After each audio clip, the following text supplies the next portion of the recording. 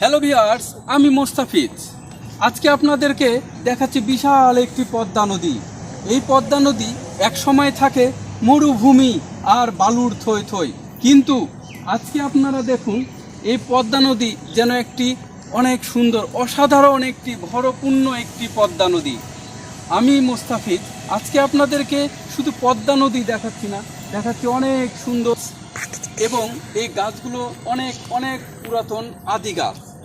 এই পদ্মা নদীর ধারে আছে অনেক সুন্দর সুন্দর পশু পাখির বসবাস।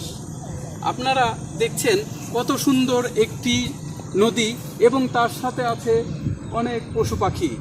আজ আপনাদের সাথে আমি শুধু মিলেমিশেই গেছি, এবং আপনাদের সাথে আমি সব সময় থাকব। আপনারাও আমার সাথে সব সময় থাকবেন, এই নদীর মতো আপনাদের সাথেই মিলেমিশে থাকব। এটাই আমার কাম্য। আসসালামু আলাইকুম।